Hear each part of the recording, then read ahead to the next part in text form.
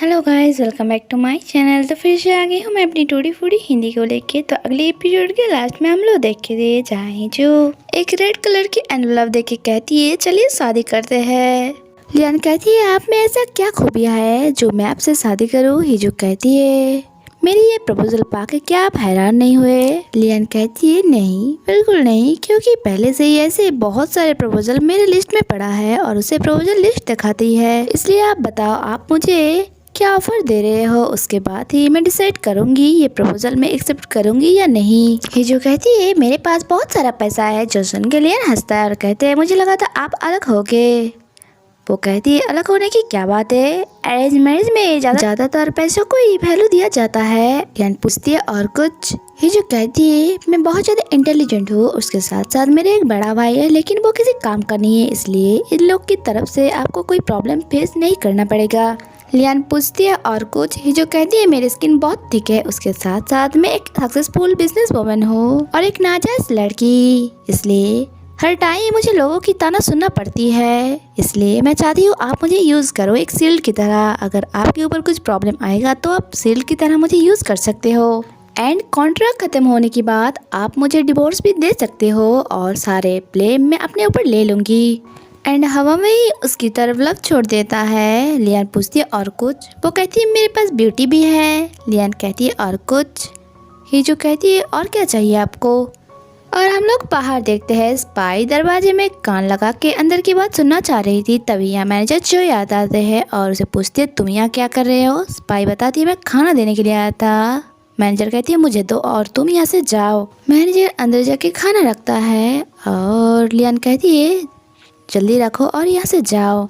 इसके बाद हम लोग क्वीन के साथ एक लड़की को देखते हैं जिसके साथ वो लियान का शादी करवाना चाह रहा था। दूसरे तरफ सेक्रेटरी ऑफिस में आके कहती है मैडम कहाँ है, क्या वो आ गए। अंदर आने के बाद वो हिजू को पूछता है ग्रैंडसन ने आपको क्या कहा, क्या उन्होंने आपको जहर खाने के लिए कहा। वो कहती है नहीं, ये मॉडर्न दुनिया है, यहाँ ये सब नहीं चलता, बल्कि वो तो मुझे रिजेक्ट कर दिया है। और यहाँ हम लोगों को फ्लैशबैक का सीन दिखाया जाता है जहाँ लियान उसे कह रहा था मेरे पास पैसे, ब्यूटी और टैलेंट के अलावा भी एक चीज़ बहुत ज़्यादा इम्पोर्टेंट है, क्या वो तुम मुझे दे सकते हो। हिजू कह दिए ऐसा कोई चीज़ नहीं है जो मैं आपको दे ना सकूँ, इसलिए आप बताओ। प्रेजेंट टाइम में सेक्रेटरी पूछ रहा था तो उन्होंने क्या कहा। हिजू बताती है लव, उनको लव चाहिए, ऐसा कोई लाइफ पार्टनर हो जो उसे बहुत ज़्यादा प्यार करे। जो सुन के सेक्रेटरी कहती है वाह कितना प्यारा है ना। हिजू कहते हैं मुझे पता है, वो मेरे साथ गेम खेल रहा है। इधर मैनेजर लियान को कह रहा था मुझे लगा था आप उनको डायरेक्ट मना कर देंगे क्योंकि आप दोनों एक ही स्कूल में पढ़ा है, लेकिन जो सुन के लियान हंसता है। दूसरी तरफ हम लोग सेक्रेटरी को देखते हैं जो हिजू को कह रहा था तो मैडम हम लोग सेकंड ब्लाइंड डेट फिक्स कर रहे हैं। वो कहती है इसकी कोई जरूरत नहीं है। सेक्रेटरी कहती है क्यों, ग्रैंड प्रिंस तो आपको रिजेक्ट कर दिया है ना। वो कहती है तो क्या हुआ, मैं फिर से ट्राई करूंगी। जो सुन के सेक्रेटरी थोड़ा हैरान होता है क्या, जबकि हिजू लियान का प्रोफाइल चेक कर रहा था। कह रहा था उसके आसपास में बिल्कुल एक ही तरह इंसान है लेकिन वो सबसे अलग है। उस दिन पार्टी में भी वो हंटिंग ग्राउंड पहन के आया था जिस कारण उसे बहुत ज्यादा ट्रोल भी किया गया, लेकिन उसमें उसका कुछ नहीं जाता। देखा जाए तो उसका और मेरा बहुत सारा मैच है। इधर हम लोग क्वीन को देखते हैं जो अपने दासी को कह रहा था मैं दूर से ही उन लोगों को मिलाने की कोशिश करूँगी लेकिन मेरे रास्ते के बीच में एक कांटा आ गई है जिससे मैं मिलना चाहूंगी, और ये कोई नहीं सॉन्ग हिजू था। नेक्स्ट सीन में हम लोग हिजू को देखते हैं जो एक एम्प्लॉय को ऑफिस में बुलाती है और उसे कह रहा था तुम्हारे ऊपर मेरी पूरा विश्वास है, इसलिए मैं तुम्हें एक काम देना चाहती हूँ। नेक्स्ट कुछ देर बाद हम लोग देखते हैं वो एम्प्लॉय ऐसे बाहर आता है जैसे कि उसे कोई बड़ा झटका लगा हो। और एक एम्प्लॉय पूछ रहा था मैडम ने क्या कहा। वो कहती है मैडम शादी करने वाला है। इसके बाद वो एम्प्लॉय अपनी मॉम को कॉल करके पूछ रहा था क्या आप उस अंकल को जानते हो जो रॉयल फैमिली के लिए काम करता है और वो रिपोर्टर से भी इंफॉर्मेशन लेती है।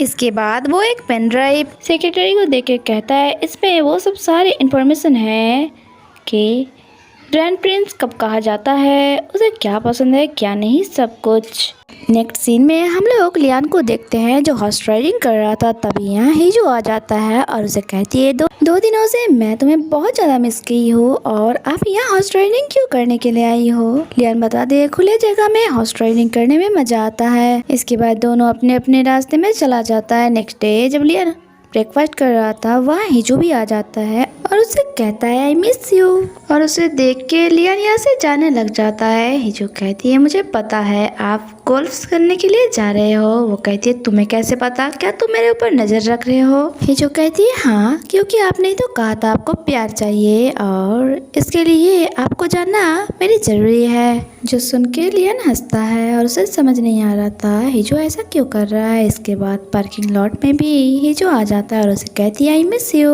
इवन तो कहीं पे भी लियान का पीछा नहीं छोड़ रहा था। वो थिएटर से मॉर्निंग वॉक तक वो उसके पीछा नहीं छोड़ता। इसके बाद हीजो जब वापस आती है उसके पास उसकी सिस्टर इन लॉ की कॉल आती है जो उसे कहती है हम लोगों ने तुम्हारे लिए फिर से एक ब्लाइंड डेट फिक्स की है, इसलिए इस बार मेरी और डैड की इज्जत रखना और उस ब्लाइंड डेट से अच्छे से मिलना। अगर तुमने ऐसा नहीं किया तो डैड ने कहा है तुम्हें कैसल ग्रुप से बाहर निकाल देंगे। वो इरिटेट होकर उसकी कॉल कट कर देता है और कहती है लगता है ये लोग मेरे पीछा नहीं छोड़ेगा। तभी उसकी ब्लाइंड डेट उसे कॉल करता है। वो कहती है ठीक है इस जगह पे मिलते हैं और हम लोग देखते हैं ये जगह एक आर्ट गैलरी था जहाँ सारे रॉयल फैमिली की पेंटिंग रखा हुआ था। जहाँ कैट की पेंटिंग कुछ ज्यादा ही था वो और इसे पेंटिंग ग्रैंड प्रिंस ने ही चूज किया था। वो सोचती है लगता है उसे कैट कुछ ज्यादा ही पसंद है। वो फोटो को कुछ ज्यादा ही ध्यान से देख रहा था। उसकी ब्लाइंड डेट कहती है लगता है आप आर्ट बहुत ज्यादा ही पसंद करते हैं, इसलिए ही तो आप आर्ट फाउंडेशन चलाती है। हीजो कहती है वो सब तो ब्लैक मनी के लिए, आप बताओ आप शादी कब कर रहे हो।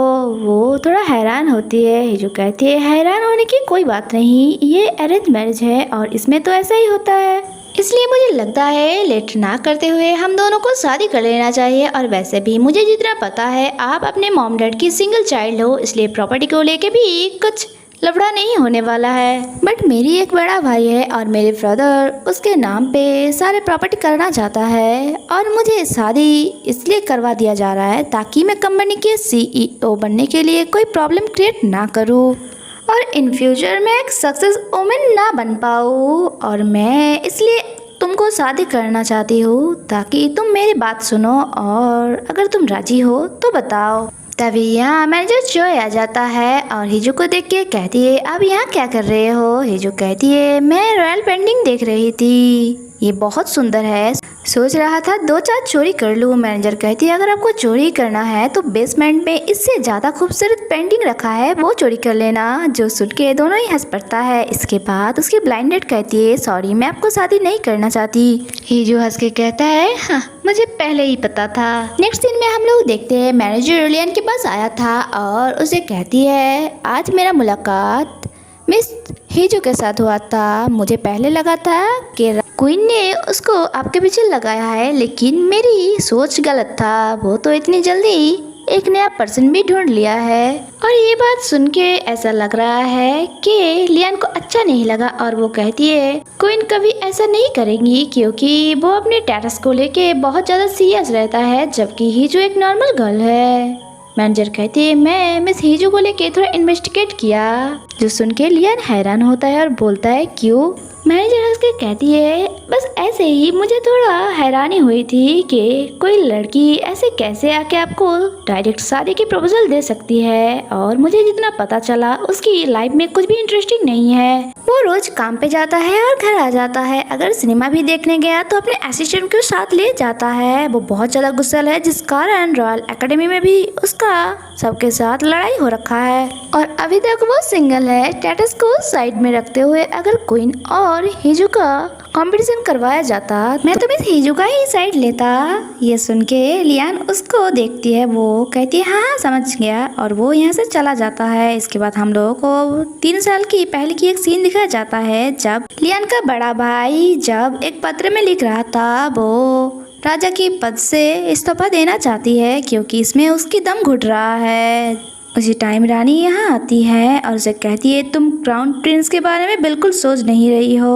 अगर इस जिम्मेदारी में तुम्हारा दम घुट रहा है तो तुम्हें मर जाना ही बेहतर होगा।